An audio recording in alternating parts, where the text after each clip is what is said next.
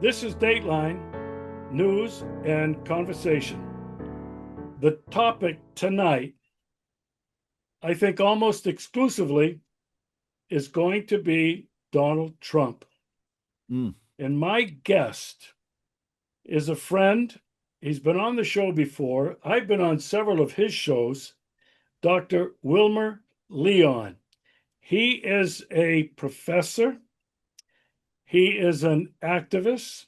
He's an author. And he is the host of a very popular and influential podcast, Connecting the Dots. Wilmer, welcome back to the show. Regis, it's always a pleasure and an honor to be invited and to participate. Thanks for the invitation. Well, actually, Wilmer, the pleasure and the honor is mine. The topic tonight, Donald Trump. I was at dinner tonight with family. Actually, it was a big lunch earlier this afternoon. And the topic was a great deal about Donald Trump. Mm-hmm. It's interesting how Russians have differing opinions about Donald Trump. But tonight, from the United States of America in Washington, D.C., we're going to hear from you your take on Donald Trump. Now, Wilmer, I'm going to start off with this. His rhetoric or policies towards Russia and China are really, on the one hand, disturbing and conflicting, but on the other hand, absolutely void of absence of reality.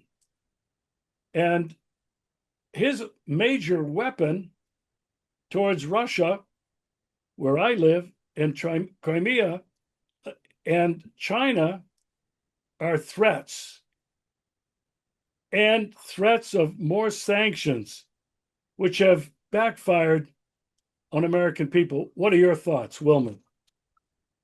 Well, let's start with the sanctions element of this, because I've been saying this for years, and I've spoken with a number of economists on this issue, number of fellow political scientists on this issue, and to a person, they will tell you sanctions don't work. When you when a government is trying to impose its will upon another government, and they use economic sanctions as a manner in which to do that, that tends to, in the targeted country, create a greater sense of nationalism. Because it enables the leader of the targeted country to say, I'm not the one imposing this pain upon you.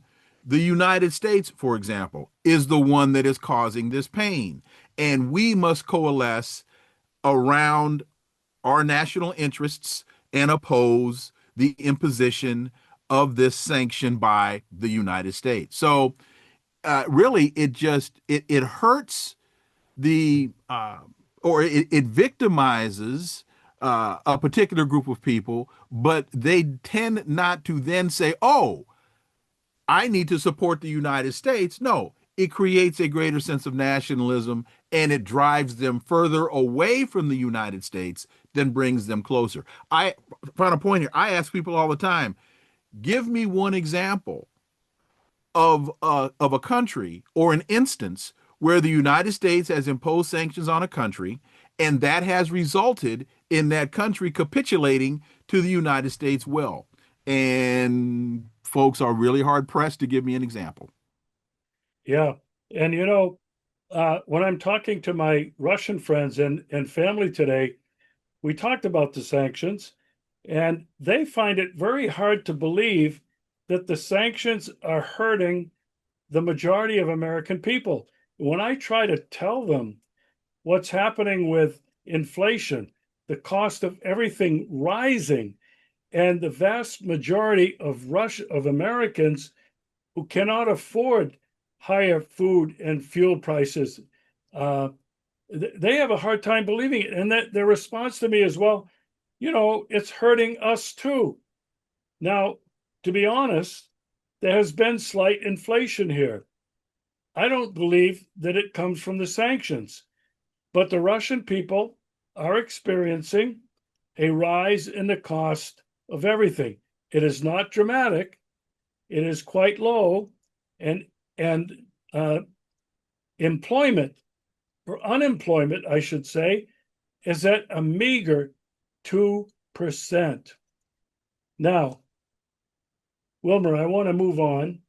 Sticking on the topic of Trump, he Well, came out. let me just quickly, if I could quickly make Yeah, one more point about the sanctions, and that is it's hurting the farmers in the Midwestern states in the United States, the soy farmers, because their China has greatly reduced its purchase of American soybeans. They've taken that business to Brazil. In terms of American beef, uh, China and other countries, because of the sanctions, have turned away from American beef. They are now getting a lot of their beef from Brazil.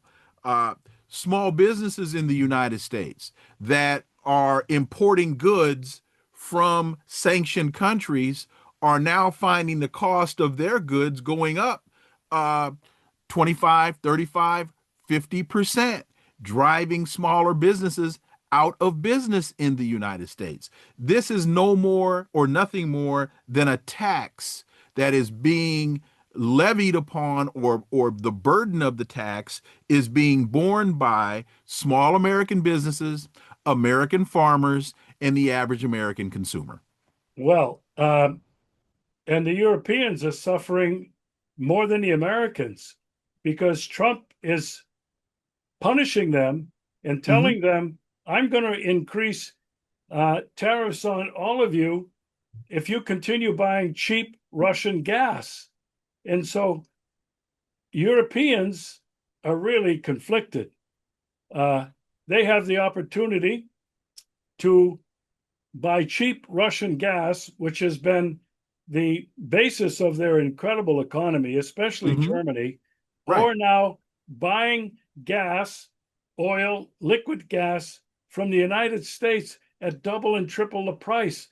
So Trump is actually very much involved, and it seems intent on crashing the European economy. It's important, I believe, for people when they do the analysis that you've just articulated, understand that particularly on that point, Donald Trump is not the causation; he's the culmination. Because as you know, this started under the Biden administration with the United States blowing up the Nord Stream pipeline, and the entire, not the entire, one of the major motivations behind it, thank you, Senator Ted Cruz, was to increase the amount of liquefied natural gas and oil that the state of Texas would be able to provide to Europe. And Senator Ted Cruz represents the state of Texas. So this started under the Biden administration. It's American foreign policy. It's not administration specific. It is American foreign policy started under the Biden administration. And I think there were two major, or three major objectives here. One was to sell American liquefied natural gas and oil to Europe at incredibly inflated prices. Two was to deindustrialize Germany, and in hopes or in anticipation of German manufacturing relocating in the United States. And then third, and these aren't in any real order of significance, uh, to cripple the petro economy of Russia. Yeah, well, I thank you for that because that is part of uh, the plan, and I think it's very obvious. Uh, I'm over here in Russia, so we get most of our news about Russia and about Europe. And from what I can tell, uh, the EU is fractured. It's Mm-hmm. beginning to disintegrate. There are controversies within it. Ursula von der Leyen is now in really hot water. Most countries are not supporting her austerity measures. And NATO, in the view of, well, most American analysts, from Colonel McGregor to Mearsheimer to the rest, have indicated that NATO has already crumbled and failed in the war in Ukraine. So things are not going well for the United States and the West in terms of its own economy and in terms of what's happening across the European Union. Now, Leon, I And want to. what you've just articulated reminds me of that quote from Antonio Gramsci.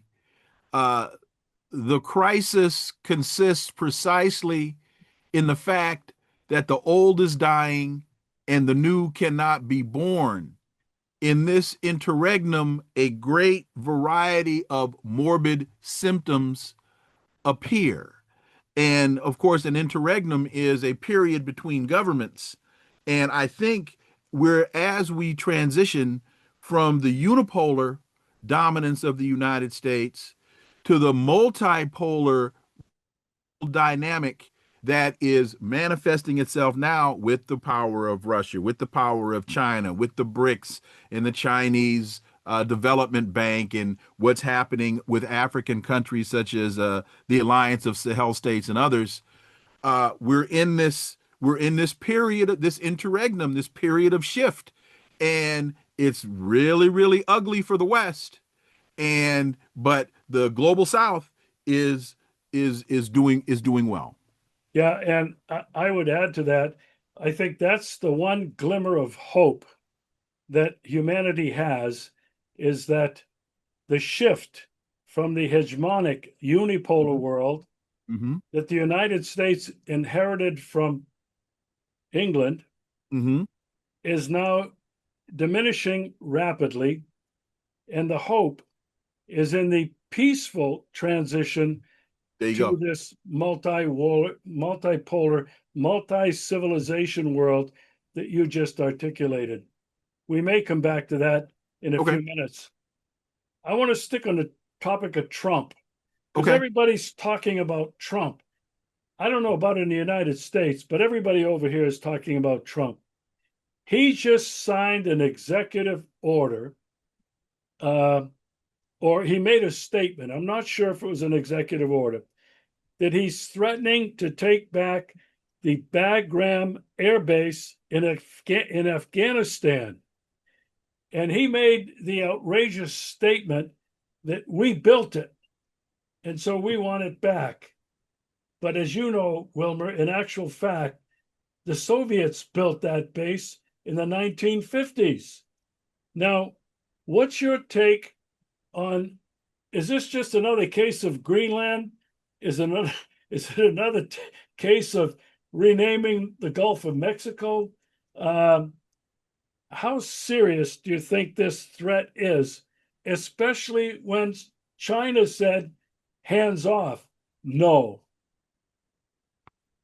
Well, I'm going to try to answer your question in two parts. How serious is the threat? It's an incredibly serious threat because of what it indicates and what it signifies and what it represents. How serious is it in terms of it actually being able to happen? That I think is another part that has to be unpacked. I think it's a serious threat because it demonstrates the interest of the United States in uh, it signals the United States is somewhere down the road planning to escalate tensions in the region, and they could see a Bagram Air Base as one of the jumping off points if what the United States is planning to do with China actually escalates. If what the United States has been signaling it wants to do with Russia escalates. They see that as a important uh, operational area. So that's why I say it's incredibly dangerous from what it signifies or from what it indicates. How likely is it that that could happen? I don't see that being incredibly likely since the Taliban, we went in to remove them 20, I don't know how many years ago now it was. We were there for over 20 years trying to remove them, and they're still there.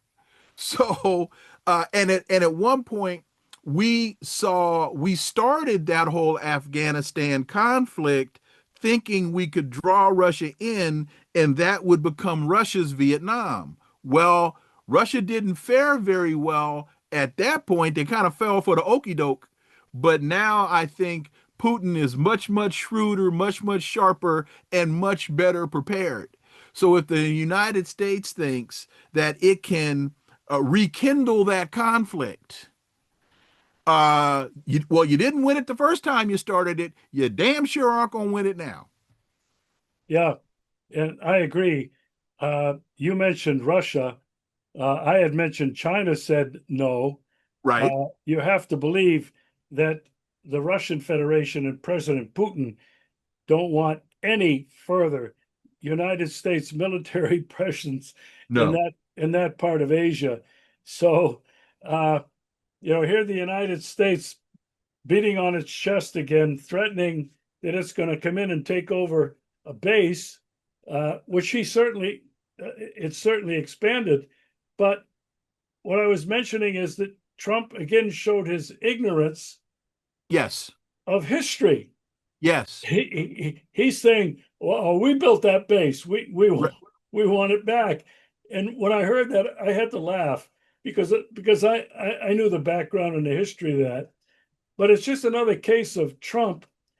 I think he's not a very bright person. He No. has no understanding of history at all. Correct. And I think to call him a diplomat is Huh. totally absurd. He's a real estate broker. He's a bully. His only weapon is the art of the deal, but combined with a threat.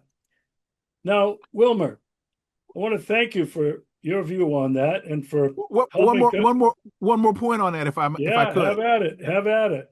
The um, the uh, the Taliban spokesperson points out that the U.S. should adopt, quote, a policy of realism and rationality, end quote.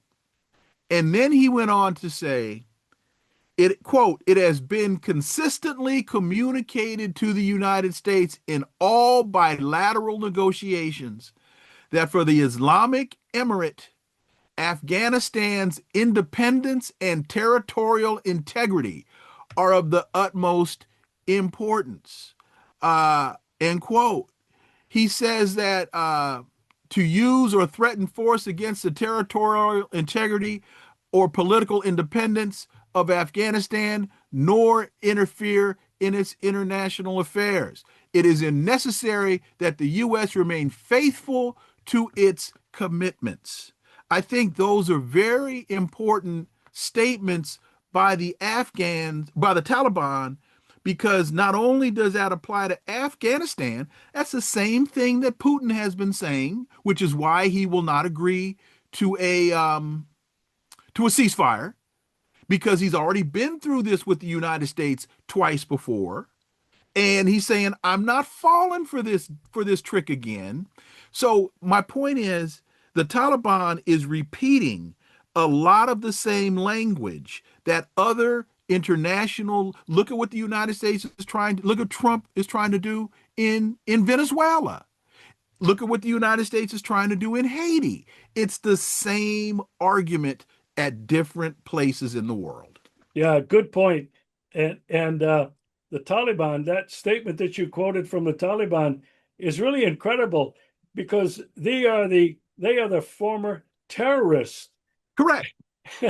And who's sounding like the diplomats? It's the Taliban. who, by the way, have reestablished relations with Russia and China. So you really make a really good point, and Well, thank you. Thank you you. make it very clear. Well, I try. Yeah, well, who the good guy is and who the one that breaks all the deals and all the promises. All right, I want to keep going here, and the Yes. topic is Donald Trump. Uh, there's so many things that this man is doing. Uh, when I was asked by my friends at lunch today, this extended lunch, what they thought about Donald Trump, and they have no idea what's really happening in the United States. Hmm. And they weren't even aware of the political chaos and violence that is happening across the United States today. They had a hard time believing that the United States was in any kind of economic difficulty or collapse.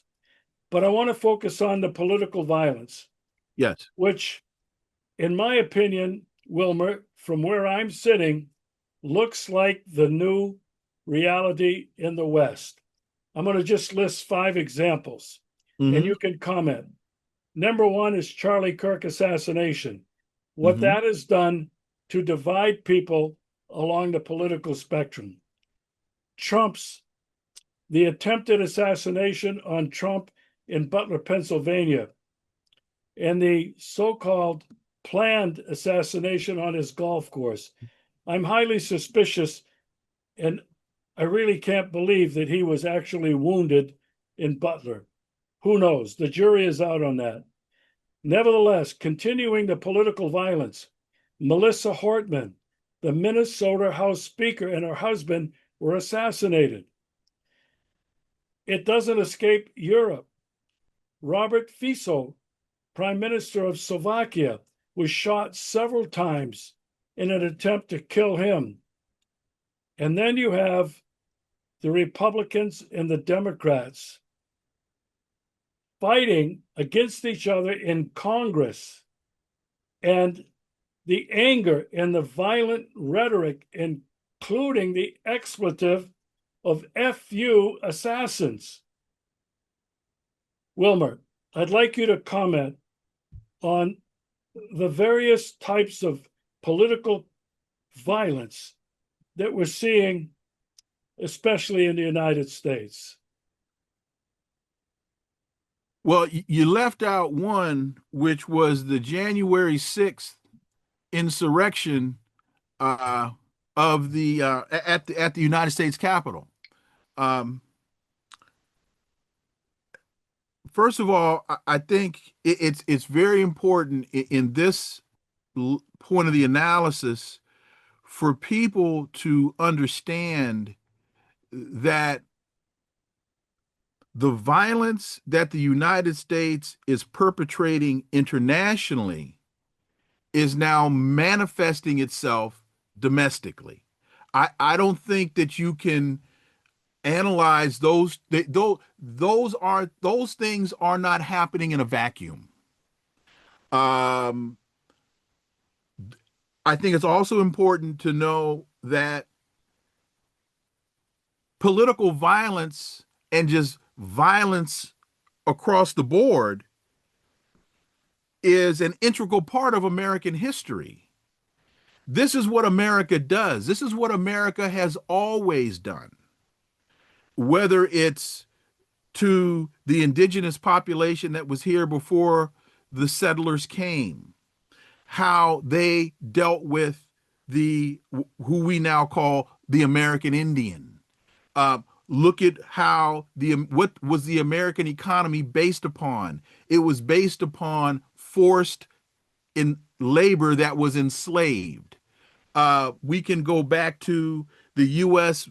government being behind the assassination of Dr. King. We can look at the assassination of Abraham Lincoln. The United States turns to the bullet as opposed to the ballot, as Malcolm would say, the ballot or the bullet, to deal with what it perceives to be domestic threat.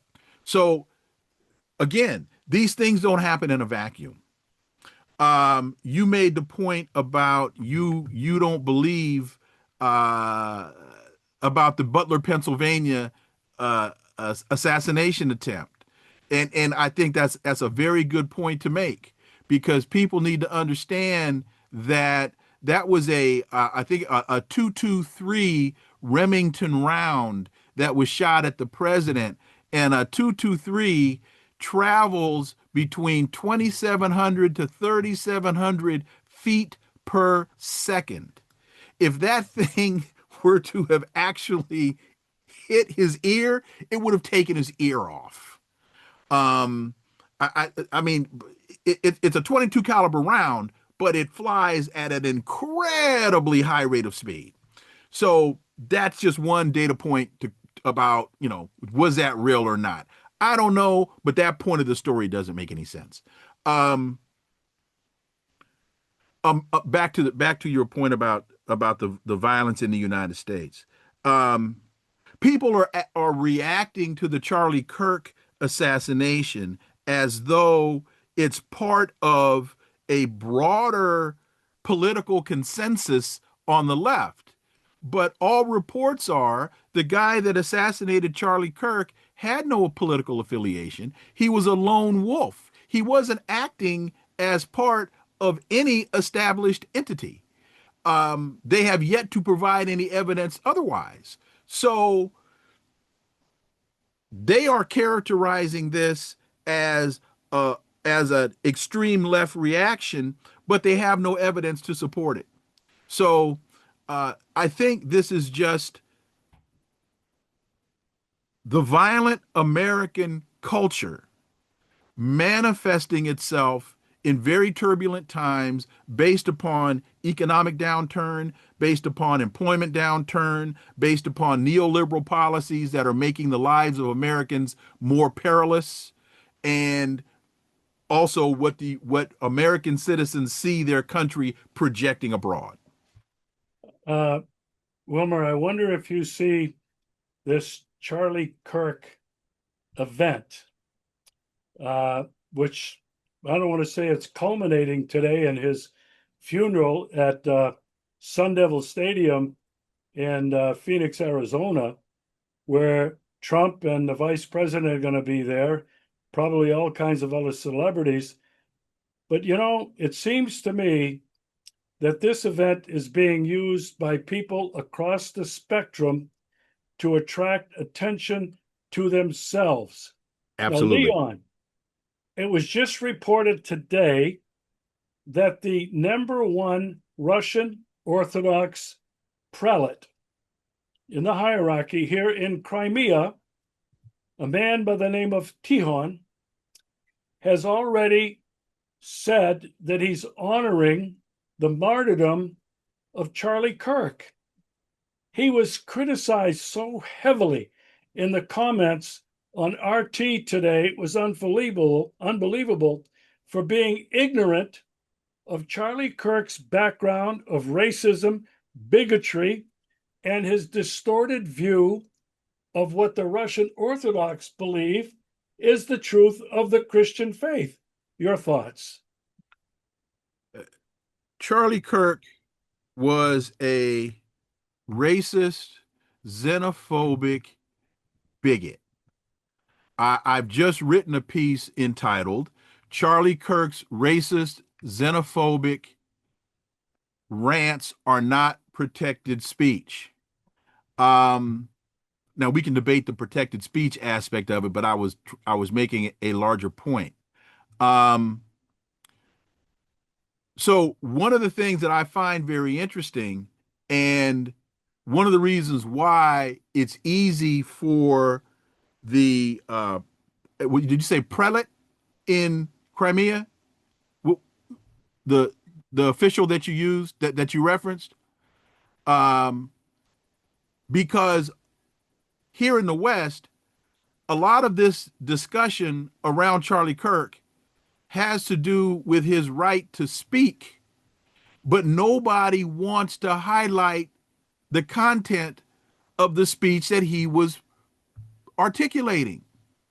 So I don't understand how um, how you talk about a speaker but ignore the content of his speech. He said, for example, it's happening all the time in urban America. Prowling blacks go around for fun to go target white people. That's a fact. It's happening more often. That's not political speech. That's racism. That that that's a quote from Charlie Kirk.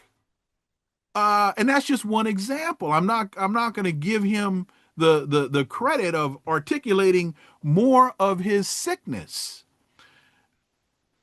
But again, all over Western television, they want to deify Charlie Kirk and ignore the content of his speech. I think it's intellectually dishonest and it's hypocritical to try to do that.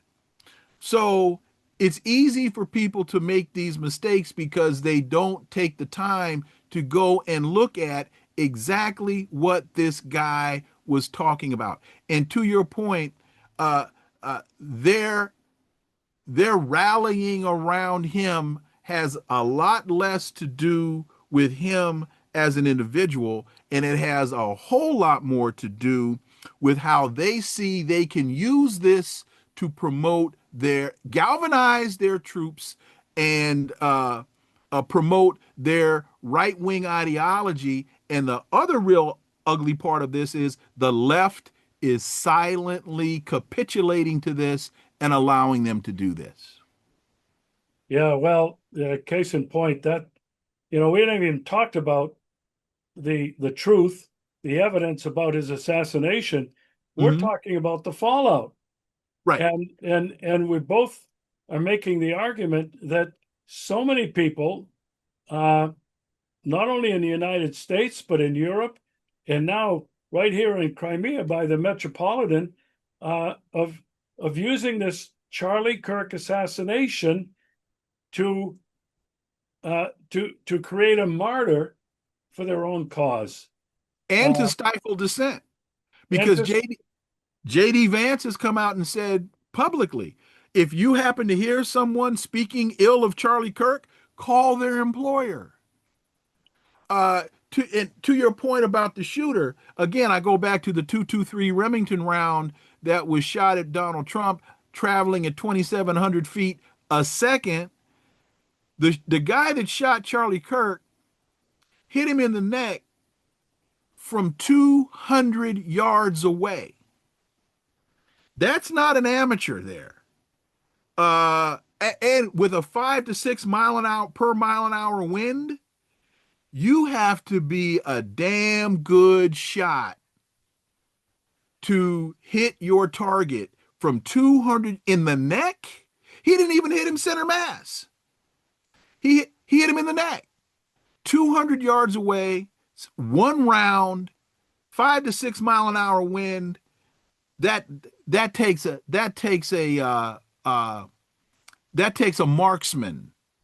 That takes a true trained sniper.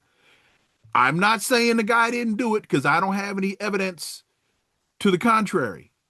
But what I'm saying is the data I have, the couple of data points that I have been given, the story doesn't make sense. yeah, and to claim that that 22-year-old kid was a expert marksman or a sniper is ludicrous.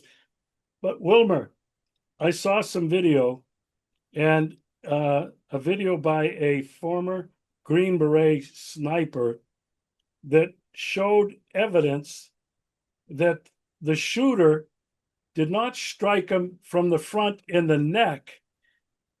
The shot came from behind his ear, and what we Exit wound. saw was the exit Exit wound. wound. And this guy said, had it been with a 30-06, and I have no idea about weapons and weapon sizes, That's a but hunting rifle. it would have blown his head off. A 30-06 is a hunting rifle that you use to take down deer. High-powered rifle. Very. So anyway, I really didn't want to get distracted into the evidence about this, but there is enough evidence to indicate there are enormous loopholes and Yes. misinformation that we've been given. Now, I want to continue on the topic of Donald Trump. Okay. We're talking about political violence. Mm-hmm. And from where I'm sitting, and I've followed Donald Trump ever since his first administration. Mm-hmm. Of course, I followed his campaign in the run up to the election last year. And my own conclusion is Donald Trump is using rhetoric that not only divides, but I think is being used to incite violence. Your thoughts? I think you're absolutely right. And it's not only his rhetoric, it's his actions. It's his federalizing uh, Army National Guard troops and sending them into Los Angeles. It's sending National Guard troops into Washington D.C. and into Chicago, and now threatening to send them troops into Memphis. Um, yes, he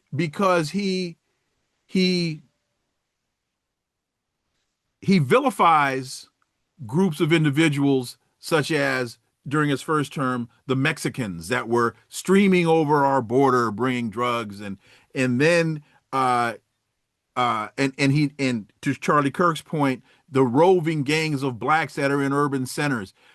They're using because they're playing to their ultra right wing Nazi influenced base, and they are trying to develop what I would consider a self fulfilling prophecy. Look at how violent the cities are. I must send in the troops to quell the violence, even though it's my actions that are contributing to the violence in the first place. The FBI shows you, their reports show you crime in the country is down and has been trending down for about the last 3 years. So if the data shows that crime in the country is trending downward, then why do you come on television and say that crime is on the rise? If crime is trending downward, why do you come on television and claim you have to send the troops into urban centers, basically places where black people live, in order to quell the disturbance? The only thing I can figure is he's trying to create a scenario in anticipation of at some point declaring martial law. And he wants to test to see how far the courts will allow him to go, how far Congress will allow him to go, um, in what I think is his ultimate plan to at some point to declare martial law. Because you've got people like Russell Vought, one of his advisors, Russell Vought, who continues to talk about a post-constitutional America. And Russell Vought is one of those uh, that contributed greatly to the Project 2025 foolishness that Donald Trump is following, the playbook that Donald Trump is following. So when you start to connect those dots, you start to see, I think, a greater authoritarian scheme on the horizon. Yeah, I absolutely agree with you. In fact, you were talking about his base, the far right. They Mm-hmm. are also weaponized. They Yes, are the Second highly. Amendment patriotic Americans who are defending their right to carry their guns in public Yes. without any kind of permission from the government for concealed possession or whatever. And so we're talking about some serious violence here when Correct. these people feel that their personal and constitutional rights are Mm-hmm. being violated, are being taken away. The other part that you mentioned that I think is extremely important with Trump sending in the National Guard in Chicago, Mm-hmm. with what he's been doing on the border, with ICE, with what he's threatening to do in Chicago and Memphis and everywhere else, is a pretext, a preview of coming attractions, martial law, because I think it's not Trump, it's the people behind him Yes. that know some very bad shit is coming down, and they are looking to respond with all the force and power of the government. Your thoughts? Oh, I think you're right. It's the Stephen Millers of the world that are standing in Trump, behind Trump, whispering in his ear, because they truly understand the longer term impact that this economic decline is going to have on the average citizen. So when you start taking away people's health care, when you start cutting back on the ability to educate people's children, when you start impacting people's ability to retire and to maintain a standard of living that they've been used uh, to managing while they were working, when you have students graduating from college who are still living in their parents' basements because they can't find jobs, these are the kinds of things that will create an incredible level of unrest in a country. And these neoliberal policies, we're seeing it play itself out in France. That's why the French are in the street. We are seeing it play itself out in a lesser scale in Germany. We've seen it in Italy, we've seen it in Greece, we're seeing it in London. And we're starting to see it here in the United States. They are creating, because of their domestic policies, their neoliberal economic policies, taking tax dollars, funneling those tax dollars to the private sector, cutting taxes so they can give more money to the private sector, to the 1%. The 99% are going to get real pissed real quick. Uh, Neoliberalism in the West is very quickly evolving into fascism. You can see it all across Europe, how the governments are responding militarily with the police and with extreme violence on protesters who are not violent. Uh, you can see it in the United States, how this neoliberalism is really evolving into fascism right here in the United States of America with what we've been talking about. You know, the classic definition of fascism, if I can paraphrase it, it is the union between the government and corporations, the Mm-hmm. union between the government and those wealthy people who own finance and the corporations. That's fascism. Now, I want to go back to Donald Trump. I got to keep coming back to Donald Trump. Donald Trump, with all he's doing, is appearing and has been appearing, in my opinion, to be a fascist. He has really trashed the Constitution at every step. We've talked about before uh, the unitary executive, that the executive has the power without any uh, oversight, without any balance with the Congress and the Supreme Court. But now I want to sharpen the focus on Trump again, even more sharply. His relationship with Charlie Kirk. I'm cycling back. Mm-hmm. He is reportedly from a number of sources that Charlie Kirk began to have a fallout with Donald Trump. Charlie Kirk was read the Riot Act by a group of very powerful Zionist money people who funded Mm-hmm. his campaign for a number of years to the tune of millions of dollars. They basically threatened him. He came away from that meeting up in somewhere on Cape Cod, and he was terrified. He said he was afraid for his life. But the story goes even further with very credible reports that Charlie Kirk went to the White House, where he was a welcome guest, Mhm. colleague, friend of Donald Trump. And he told Donald Trump, do not attack Iran. He thought that was bad.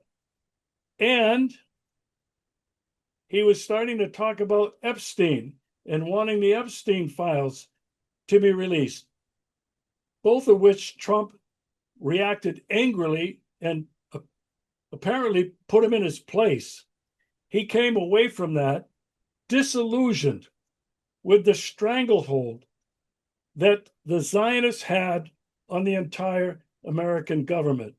Mhm. Draw whatever conclusions you want, but this definitely had to be something that led to his assassination. Your thoughts? I don't want to confuse correlation and causation. And I don't say that to question anything that you've just articulated because I've been reading the same reports. I'm not going to take that leap of making the causation until I have more evidence to support it. Again, I've read the very things that you're articulating. I don't think that those things are wrong. Um, but I need to see a little more before I'm ready to say that, for example, those well-funded Zionists are the ones that had the trigger pulled or the button pushed on Charlie Kirk. Um, I also think it's important to make the point that I don't think Charlie Kirk went to the White House to talk to Donald Trump about Iran because he was pro-Iran. I don't think Charlie Kirk went to the White House to talk to Donald Trump about um, the other issues because he was a humanist or because all of a sudden he saw the value of humanity. For the Epstein, he was merely looking at the political landscape and telling Donald Trump this is bad politics. When you look at the data, Donald, you ran on releasing the Epstein files. Your own base is attacking you for your failure to release the Epstein files. I don't think Charlie Kirk gave a damn about the victims. He was looking at the politics and saying, your numbers, you are damaging the brand. I'm out here traversing college campuses, extolling the virtues of Donald Trump and the conservative right. And you're damaging the brand because you're not following your own politics. The inconsistency in the there and even the incoherence of what you're doing is angering more people than it's galvanizing. You're making it hard for me to do my job, Don. That's what he was saying, in my opinion. And just quickly to your point about fascism, folks, one, extreme nationalism, as in make America great again. Fascist leaders believe in the supremacy of certain groups, as in the Mexicans are streaming across our border and we got to send all these criminals back to El Salvador. And also, they believe in the supremacy of the nation over the individual. Those are three very important elements of a fascist direction. And I think the direction of this country fits all three of those points. But again, I don't want to confuse correlation and causation yet in terms of what led to the assassination of Charlie Kirk. Wow, that was an excellent distinction and a really fantastic analysis. Well, thank And you. I I'm agree. channeling my inner. I'm channeling my inner you. My inner Regis Tremblay is what I'm trying Uh, to do. yeah. Thank you, Wilmer. All right, staying on the topic of Donald Trump Yes. and free speech. Ooh. Now, just this past week, he threatened to declare Antifa as a terrorist organization, and he's made other attacks on the First Amendment. I want to review a couple of things that have happened in this past week. Jimmy Kimmel Come on. was taken off his show immediately for making somewhat innocuous comments about the Charlie Kirk assassination. Some of his competitors on late night television shows, Jon Stewart, what's his name? Jimmy Fallon. Jimmy Fallon, and America's Golden Boy at one time. I'm drawing a blank. I know you're talking. Yeah. It'll come to me. And supposedly Jon Stewart, Rachel Maddow, Stephen Colbert have gone off and formed their own network, their own independent station, whatever you want to call it, because they are fighting against what they consider their rights under the First Amendment.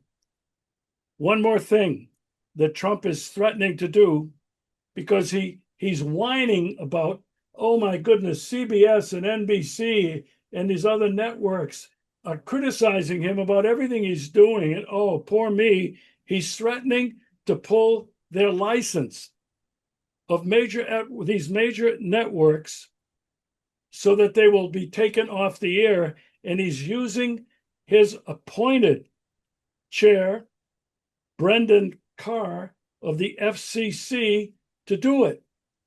And Carr has been quoted as saying, Kimmel is the first, and there are more to come. Your thoughts, Wilmer, my God, on this attack against not only the First Amendment, but the rights of corporations to air their own content, whether Trump likes it or not. Your thoughts? Well, the First Amendment reads, Congress shall make no law respecting an establishment of religion or prohibiting the free exercise thereof, or abridging the freedom of speech or of the press, or the right of the people peaceably to assemble and to petition the government for redress of grievances. The First Amendment is pretty clear. And I think it's always important, if we're going to have a First Amendment conversation, to start there. This is an extortion racket. Donald Trump's administration, in my opinion, is an extortion racket.